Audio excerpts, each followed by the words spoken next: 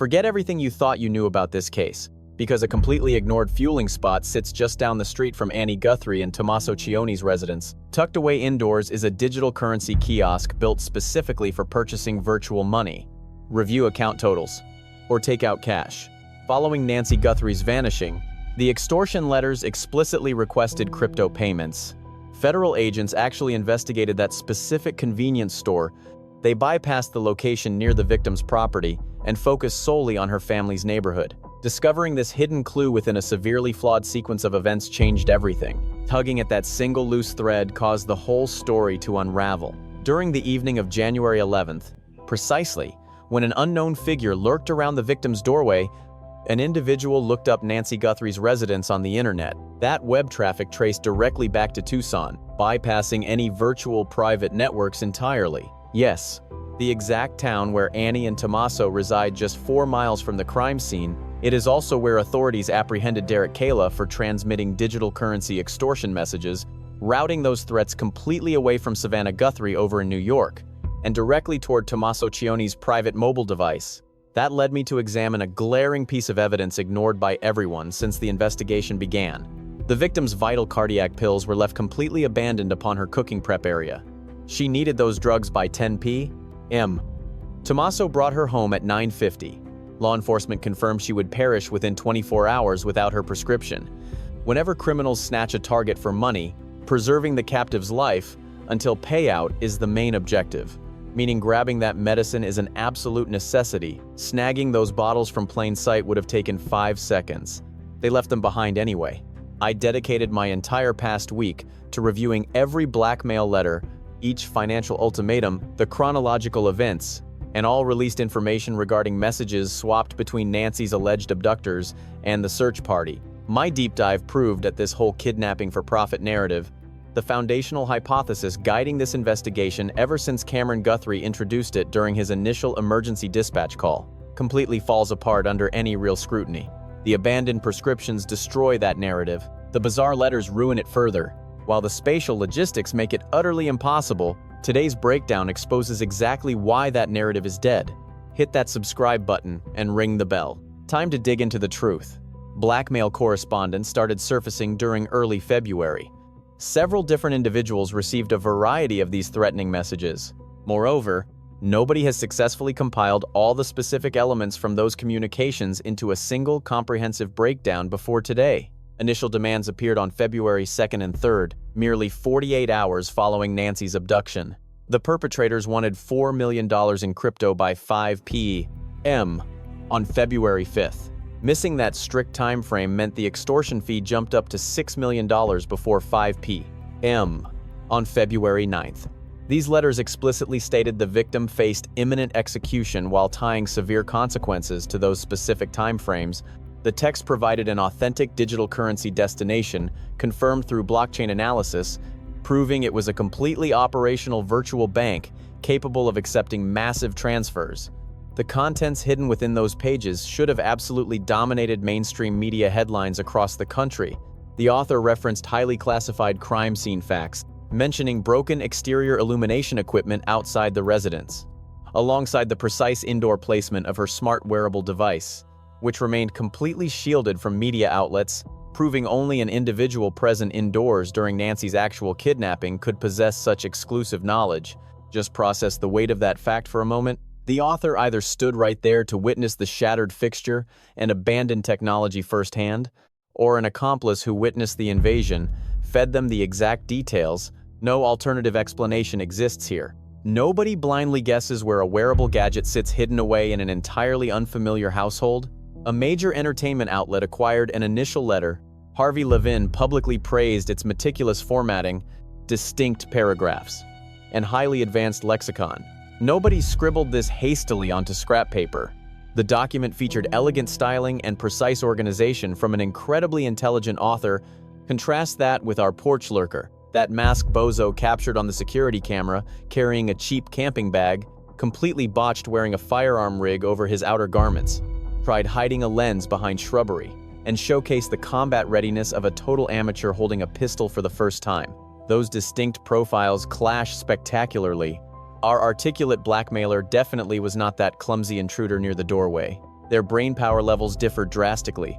Their operational capabilities contrast wildly, and the polish is unmatched, suggesting a multi-person conspiracy is active, featuring an intellectual planner paired with a clumsy enforcer, or an outsider fabricated these letters retroactively to disguise a sinister event that possessed zero actual financial motives. Suddenly, on February 11th, an entirely new message hit the tabloids. This particular document originated from a completely different source. The author requested a single virtual coin, roughly $66,000 to $77,000, then to expose the abductor. This informant claimed outsider status, separating themselves from the actual criminals. Yet everybody completely overlooked the most crucial aspect here. This mysterious informant insisted they previously attempted communicating with the relatives directly, targeting Annie and Cameron Guthrie, bypassing Savannah entirely. Let us shine a massive spotlight directly on Annie and Cameron, the absolute frontline family members entrenched in the Arizona chaos. What logical reason would an anonymous informant possess for bypassing Savannah to share abduction intelligence with those two instead? She boasts the massive audience, the vast wealth, and the exact superstar status that supposedly triggered this entire crime. Perhaps this anonymous source figured the truth hovered much nearer to those siblings, suspecting the real answers were actually buried in Tucson rather than New York. February 18th delivered another shocking, mysterious message. They demanded an alternative virtual currency, ditching Bitcoin while graphically detailing gruesome penalties for non-payment via a fresh wallet. Federal agents quickly looped in Mexican authorities regarding this correspondence, and abruptly, all communication ceased completely. Whoever orchestrated this maintained 7 weeks of absolute silence, issuing zero ultimatums since mid-February. During an emotional sit-down with Hoda Kotb, the famous daughter addressed the haunting rumors surrounding this investigation, finally confirming that one specific letter read entirely, like a confession of immense remorse.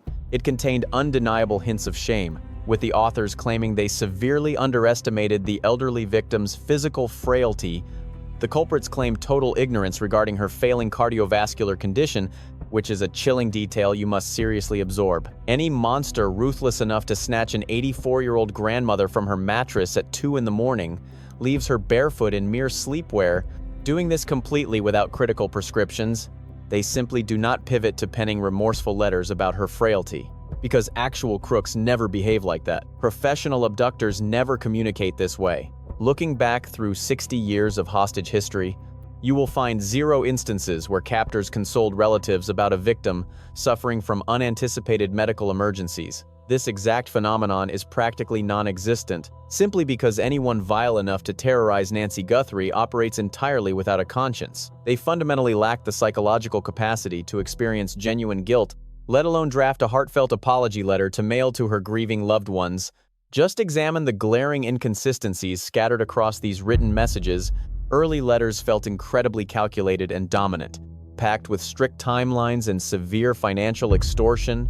While this supposed confession felt bizarrely gentle and highly sorrowful, different individuals absolutely penned those words, operating on entirely separate psychological and emotional wavelengths. Imagine receiving a terrifying extortion threat from a ruthless corporate raider, followed immediately by a sweet condolence card from the lovely lady next door.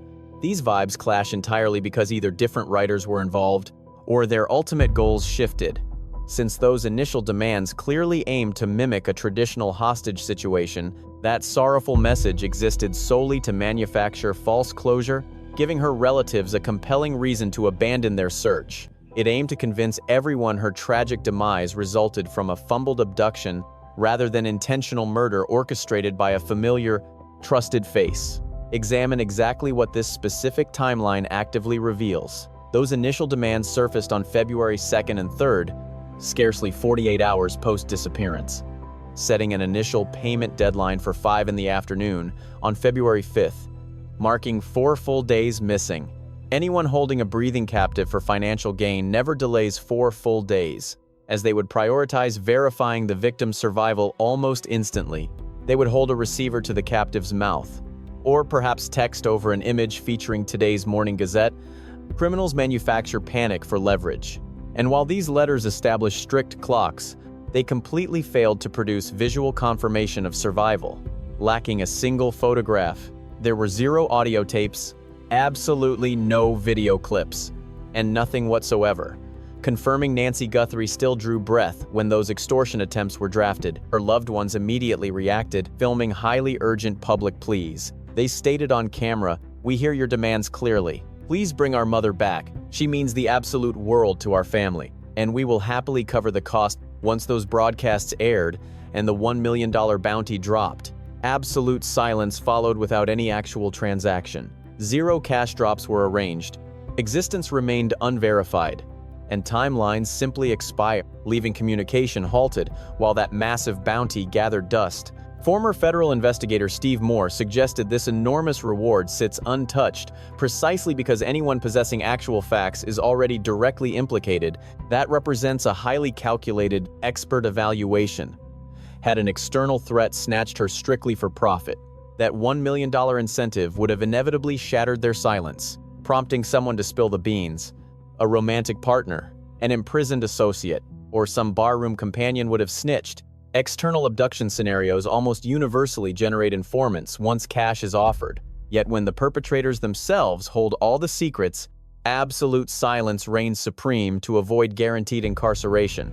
This narrative crumbles if a kidnapper never authored that letter. Perhaps the mastermind desperately required the relatives, particularly the famous daughter, to completely abandon their investigation down a very specific, highly dangerous path. They needed her convinced this tragedy was simply a fumbled heist, intentionally steering attention away from an assassination committed by a close acquaintance. An unintended fatality during a random civilian abduction remains a heartbreaking accident. Premeditated murder orchestrated from within her inner circle changes the entire narrative, making that bizarre, remorseful letter about her failing health the ultimate smokescreen separating these two harsh realities. Consider the absent medications. Let me shatter this kidnapping narrative right now, using nothing but plain common sense to tear it apart. When dawn broke on February 1st, those vital cardiac pills sat completely abandoned by the sink. She desperately needed that crucial dosage around 10 o'clock that night. Her ride left her around 9:50. Those essential capsules were sitting out in plain sight, perfectly within reach. Law enforcement stated on national television that skipping those prescriptions would turn fatal within 24 hours. Medical professionals doubt her body could endure beyond 72 hours. Consider the ultimate goal of an abduction for profit. Your entire scheme relies heavily on ensuring your victim survives until the cash changes hands, meaning those prescriptions are coming with you. That tiny plastic vial represents the absolute linchpin of your whole operation. Once she perishes from a lack of care, your bargaining power vanishes entirely. Medical expertise is completely unnecessary here. A master's degree in heart conditions is not a prerequisite. Sweeping those containers into your pocket consumes maybe 5 seconds. Your boots are already on her floorboards, and you are actively hauling her away anyway. Those vials sat in plain view. The intruders ignored them entirely. Plus, other crucial items stayed behind. Her cellular device remained beside her bed. Extortionists always rely on a victim's smartphone as their primary negotiation tool. Criminals hold that receiver up to verify proof of life, forcing the captive to speak directly to relatives. At the bare minimum, thieves snatched the device to prevent any digital surveillance. That smartphone stayed put. Her handbag was ignored entirely. Even the physical currency remained untouched. Those daily dosages were abandoned. The assailants removed nobody but her, which logically points toward 3 distinct realities. Perhaps her health issues flew under their radar, though that completely undermines their terrifyingly meticulous preparation. 21 days spent watching, disabling security lenses, studying floor plans, and weaponizing everyday garden planters under the cover of night. Nobody executes such a flawless breach, only to overlook glaring medical necessities, unless the invaders were fully aware and simply apathetic, implying her continued survival was absolutely never their actual goal. This extortion angle was either a hastily fabricated diversion, a completely irrelevant afterthought to the main plot, or a panicked oversight caused by utter chaos erupting midway through the breach. Those auditory amplifiers suddenly changed the entire equation. The elderly woman routinely removed her heavy-duty earpieces before falling asleep. Lacking those tools, she lived in complete silence. Imagine an intruder storming the room and shouting violent instructions like, "Move, walk this way, keep your mouth shut." Her world remained entirely quiet. Following directions was physically impossible for her. Picture yourself looming over an 84-year-old victim in the shadows, violently barking demands while she remains completely unmoving and utterly blank, ignoring every single instruction you throw her way, all while you remain totally oblivious to her severe auditory impairment. Your temper inevitably boils over. One hard shove, a brutal smack, a skull hitting furniture, and instantly things get messy. This specific chain of events, missing earpieces, ignored threats, sudden panic, and physical trauma, perfectly justifies those crimson stains by the door. This justifies how the residents stayed pristine everywhere besides the main threshold. It answers why those vital prescriptions were abandoned. The entire operation derailed entirely before anybody approached the stovetop. This clarifies their sudden pivot away from the rear doorway. Furthermore, it completely demystifies that bizarre remorse letter. Claiming we underestimated her frailty strongly implies the author was actually confessing to the precise second their flawless blueprint shattered into pieces. That split second she ignored them. The exact instant they discovered her profound deafness, that catastrophic pivot point. Yet, this next detail ought to give detectives severe insomnia. If the assailant remained entirely clueless regarding those crucial earpieces, completely unaware of her absolute reliance on that technology, we are looking at a massive flaw in their reconnaissance. These intruders memorized security angles, pinpointed garden decorations, mapped out all the entryways seamlessly, and accurately predicted her isolated weekends. Yet they somehow missed the most vital medical detail. This ultimately points toward two potential scenarios. Perhaps the scout running surveillance was a completely different individual from the actual home invader. The mastermind held specific information that the foot soldier simply lacked, or perhaps her deafness remained a tightly guarded secret, considering she only unequipped them behind closed doors, and vehemently avoided discussing her severe disability with absolutely anyone, regardless of the truth. Those missing pills tell a consistent story. Every single hypothesis leads to an identical conclusion. That extortion narrative is totally busted. Nobody abandons life-saving drugs when cold hard cash is their ultimate endgame. One tiny anomaly, a neglected prescription near the sink, reveals far more truth about that night than 60 straight days of police briefings ever could. Let us shift to that knapsack. Since folks have debated its cargo for weeks without stating the glaringly obvious truth, look closely at that porch recording once more. That camping rucksack is stuffed to the absolute brim. Yet, as the intruder bends downward to fetch that planter and completely obscure the security lens, the fabric never suddenly sways, like a dense burden naturally should. The wearer never once stumbles or fights against gravity during the motion. Its mass remains perfectly balanced and suspiciously airy. Whatever occupies that space certainly is not industrial gear. We are not looking at steel hardware. It definitely lacks heavy shackles, industrial bindings, or thick adhesives. That sack absolutely does not hold the typical hostage gear featured in every confirmed case of prolonged, targeted captivity. Dead bodies require heavy folded fabric, a thick blanket, or a completely flat disposal tarp. Ransom plots always demand ropes, zip ties, and heavy chains to control the living victim. Capturing someone alive requires specific gear to safely secure your hostage during transit, but hauling a corpse away only demands a simple, waterproof canvas sheet. Killers must meticulously shroud their victims to prevent massive bloodstains from ruining their clothes, skin, and getaway cars, which perfectly explains that mysterious knapsack's outline, bulging yet nearly weightless, lacking any sharp corners. Its perfectly balanced dimensions strongly suggest neatly layered fabric. This was absolutely a disposal package rather than an abduction bag, strictly packed by someone certain their target would never survive the encounter. Consider those planters, acting as doorstops for 3 distinct entryways during the victim's midnight vanishing. Starting with 1, wedging the rear culinary entrance wide open. Another heavy planter secured the terrace slider, while a third identical ceramic piece intentionally blocked the garage's adjacent security fence. The intruder blindly snatched 3 of the homeowner's personal garden containers directly off her deck in pitch blackness. The suspect instantly maneuvered them, demonstrating profound prior knowledge regarding the deck's layout. The precise weight of those ceramics and specific entryways requiring those makeshift wedges, television host Ashley Banfield officially verified that this attacker weaponized the victim's personal garden decor to jam those entryways open. Nothing was carried onto the property, as these purely opportunistic props are exclusively utilized by an individual completely familiar with that specific outdoor lounging area. This implies completely memorizing the residential blueprint beforehand. Grasping blindly into pitch blackness and instantly locating your intended target screams familiarity. So deeply analyzed the physical logistics behind this breach.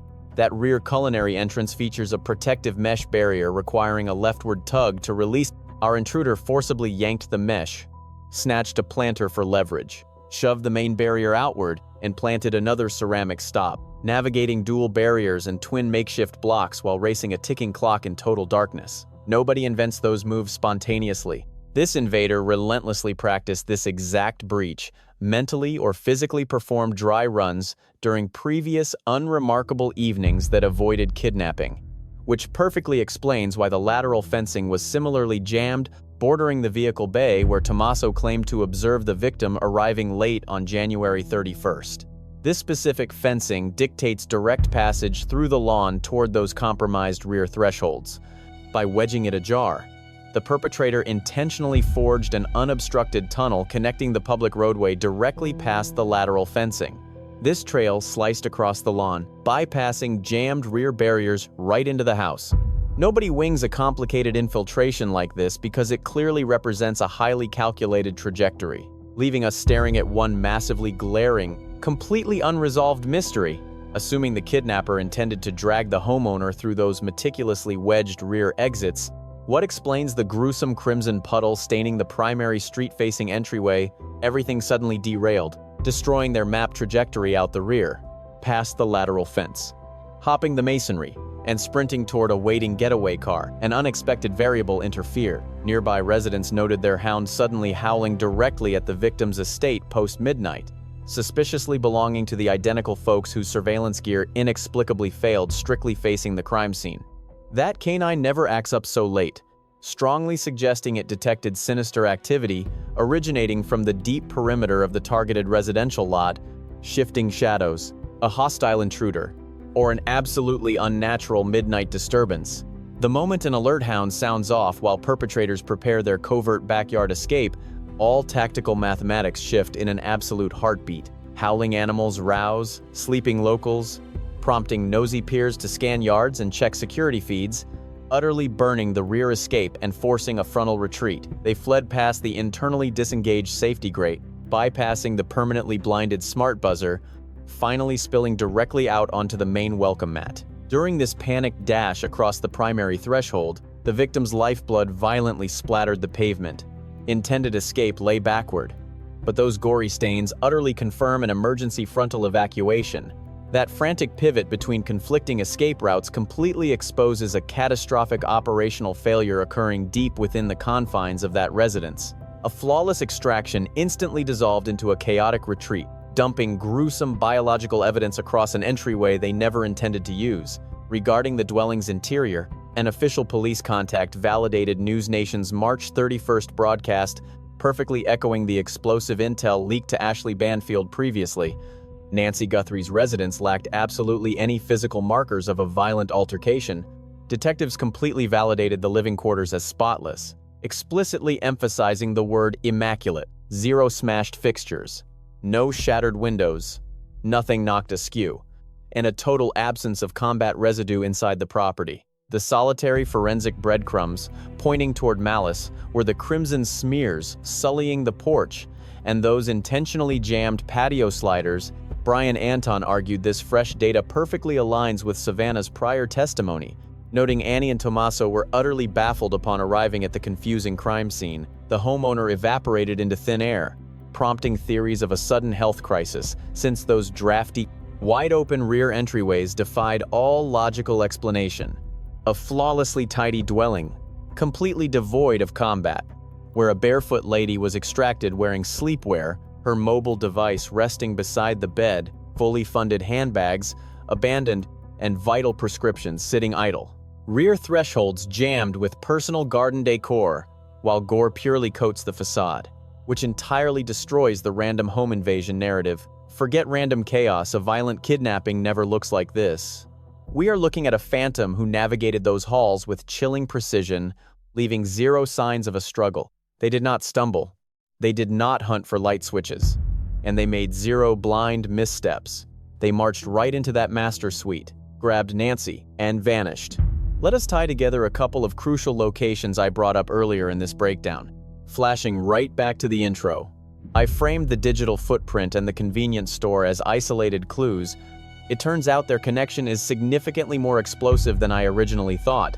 That local pump station right by Annie and Tommaso's place, hiding the cryptocurrency terminal, is way more than just a convenient neighborhood stop. It sits perfectly along the corridor, the exact pathway linking their front door to Nancy's property. Any person driving from their spot toward her Catalina Foothills estate knows the route. They will literally pass right by those exact fuel pumps, meaning whoever took that drive on the evening of January 31st, or honestly any other evening, cruised right past it. Plus, a local who knows that road would recognize the interior setup, specifically the kiosk trading the exact digital cash requested in the blackmail messages. Furthermore, that January 11th web inquiry did not merely ping from Tucson, it fired off from the precise town where our perp was concurrently staking out Nancy's main entrance. That represents two distinct methods of scouting: virtual creeping and on-the-ground stalking, zeroing in on a single victim during the exact same evening from identical coordinates. The person hunting down those details was not some out-of-state lurker researching her casually. They lived nearby. They were right there, and they had eyes on her. Here is the mind-bending shift that occurs. The second you throw the whole extortion angle out the window, discarding that narrative flips the entire investigation upside down. Without a genuine hostage payout, we can completely rule out a greedy stranger looking for a quick payday. Zero upside for a random thug. Why would a complete unknown spend 3 weeks spying, blind every security lens on the lot, and snatch an 84-year-old grandmother from her sleep? Treating this horror as an external hit instantly falls apart. Stripping away the fake kidnapping plot leaves us with a tiny Tita, terrifying pool, pure personal vendettas, an individual who needed her erased over family drama, massive payouts, strict dominance, or outright elimination. Alternatively, a hit ordered by an inner circle member but carried out by a hired street operative. It is the classic mastermind and muscle dynamic we have been unraveling for over a month now. Which brings us to the iron barricade, the absolute most crucial piece of hardware in this whole mystery. Her main entryway was protected by a massive steel barricade. One local, Laura, owns an identical setup and confirmed to the reporters that a deadbolted frame like that is practically bulletproof. Nobody is ever busting through that wrought iron defense. She said it herself. A single attacker cannot physically conquer that kind of reinforced entry. You cannot finesse the tumbler lock. You definitely cannot boot it entirely off its hinges. This fortress literally demands an occupant to unlatch it from within. That shady figure caught lurking on the ring camera was stuck on the wrong side of the iron. He never made a move to smash it. He did not pry at the metal. He just loitered, patiently anticipating access. Suddenly, the deadbolt popped open from the living room side. While those abandoned prescription pills absolutely destroy the kidnapping narrative, this impenetrable doorway completely cements the inside job reality. An accomplice was already waiting indoors, a trusted guest with full clearance. The betrayer unhooked the latch from the foyer, either waving the hired muscle inside or handing the victim right over the threshold. Bypassing that mesh is impossible without internal assistance. The traitor supplying that pass was either welcomed as a friend or possessed their very own set of keys. Every single map marker in this nightmare stubbornly circles back to the exact same 4-mile bubble. Annie and Tommaso reside exactly 4 miles away, practically a 10-minute commute. They happen to be the final folks to witness her breathing. He chauffeured her back by 9:50 in the evening, claiming the electronic bay shut right after her. That remains the ultimate verified moment. 0 lenses captured her crossing the threshold. No local residents witnessed the goodbye. Every single detail following that 9:50 mark relies entirely on his personal word. What followed was 14 hours of absolute dead air, from late night through midday. No calls rang. Nobody sent a text. Not one person cruised those 4 miles to monitor an 84-year-old cardiac patient, completely deaf without her devices, isolated in a home where the surveillance feed mysteriously cut out. 14 hours is a lifetime. That gives a killer ample space to arrive, finish the hit, dump the body, scrub the floors, and slide back into bed, undetected. Ensuring that massive gap stays open only requires one simple trick: ignoring the dial pad completely. That couple deliberately withheld that crucial check-in. Meanwhile, the convenience mart housing, The crypto kiosk sits right in their backyard. The digital snooping traced perfectly back to their zip code. Those terrifying extortion texts pinged his private mobile directly, skipping her daughter and the feds entirely to target him alone. Shockingly, his musical partner of 19 years boasts an extensive rap sheet for home invasion, grand larceny, and corporate fraud. He flawlessly matches the federal suspect profile and practically lives down the block from the victim. Even her personal ride, that navy blue crossover vehicle, detectives kept the vehicle locked down for over 40 days, tearing it apart in a supposedly rigorous sweep before handing it back, which is absolutely unprecedented. Holding it for 40 days proves they hunted a precise target. While newly leaked pictures reveal crews hauling cartons away from that NY residence, this all unfolds prior to any official fatality announcement. No mortality paperwork exists, and the investigation remains wide open. So I am merely laying out the spatial facts rather than pointing fingers. Those spatial facts constantly lead straight back to a location barely 4 miles away from that specific property, confirming the victim was transported off-site. Whenever a victim falls prey to a familiar face, the perpetrator nearly always relocates the remains from the primary crime location. They do not do this to conceal the homicide, since scientific clues inevitably stay behind anyway. Relocating the corpse throws off suspicion, fabricating the illusion of a random kidnapping. So detectives chase unknown phantoms instead of examining the actual household members. Authorities recognize this behavioral trend constantly when dealing with domestic culprits. As the theatrical setup weaves a completely fabricated narrative, it sells the lie that an unknown intruder broke in, snatched her, and vanished into thin air. That fairy tale works until thorough forensic analysis proves an absolute stranger could never navigate the residence with such flawless accuracy. Extortion letters just add to the theatrical performance, providing a deceptive script layered over the actual offense to successfully camouflage reality. Those initial messages reveal hyper-specific facts that solely a resident could possibly comprehend. That written expression of regret offers psychological resolution, purposefully drafted to prevent relatives from demanding more rigorous answers. Furthermore, that secondary message from February 11th attempts to peddle tips instead of demanding a traditional captive payoff. This signals a completely separate agenda, hinting at an opportunistic bystander seeking a quick payday rather than the actual perpetrator. Leaving those prescription drugs out exposes the whole charade immediately, simply because legitimate abductors pack the necessary pharmaceuticals without fail. Yet these individuals abandon them entirely, which brings us to the question of who officially exonerated the household. Ex-attorney Matt Murphy confidently claimed recently that he would gamble his entire savings on the culprit being a familiar face already locked up behind bars locally. He labeled the entire police probe an absolute circus, emphasizing that the Guthrie household is owed a significantly higher standard of justice. Meanwhile, Sheriff Chris Nanos, the official who publicly absolved the relatives, confronts a sworn inquiry on April 7th regarding professional infractions and deceptive background credentials. Local oversight officials explicitly passed a mandate demanding his future paperwork. This happened because the superior municipal government entirely lost faith in his capacity to report honestly without facing strict judicial penalties. We are talking about the exact same official who flatly rejected the reality of a hand covering that federal agents confirmed discovering indoors. He aggressively disputed 4 major media conglomerates regarding those entryway images, and chose to mail genetic samples to a commercial facility in Florida rather than federal headquarters. Why would anyone relinquish control of the location prior to federal experts completing their sweep or grant a maintenance worker access to the grounds? How does a professional establish an investigative boundary that completely overlooks that critical Strategulus surveillance lens? What kind of leader leaks details about cardiac tracking equipment midway through the hunt, then proudly boasts on regional broadcasts about having zero remorse for his flawless performance? This specific commander is the one who vindicated the relatives, yet his own municipal superiors refuse to believe a syllable he utters unless he swears upon penalty of perjury.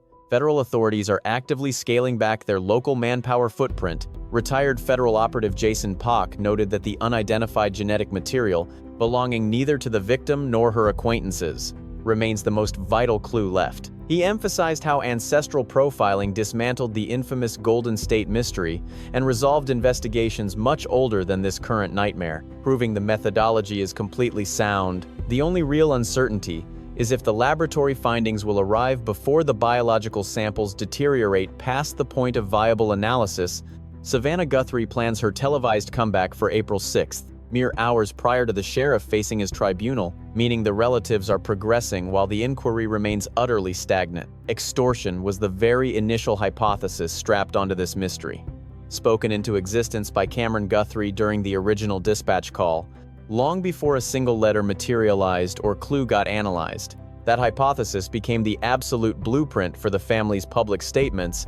Their financial bounties and those recorded clips from Savannah were universally constructed around the narrative of an unknown assailant snatching Nancy for cash. This case is more than a mystery. It is a powerful reminder of how easily truth can be buried beneath assumptions. Shows how a single overlooked detail, something as small as medication left behind, can completely change the direction of an investigation. It teaches us that real understanding comes not from following the loudest narrative, but from questioning it. One of the most important lessons here is the danger of accepting surface-level explanations. When fear and urgency take over, people tend to cling to the simplest story, but truth is often complex, uncomfortable, and hidden in quiet details. Critical thinking, patience, and attention to evidence are what separate truth from illusion. This story also highlights the importance of responsibility in how we observe, how we share information, and how we respond to tragedy. Jumping to conclusions or spreading unverified claims can harm real people and delay justice. Above all, it reminds us that awareness saves lives. Paying attention to small inconsistencies, trusting instincts, and asking the right questions can make a difference. Because sometimes, the truth is not missing, it is simply waiting for someone willing to look deeper.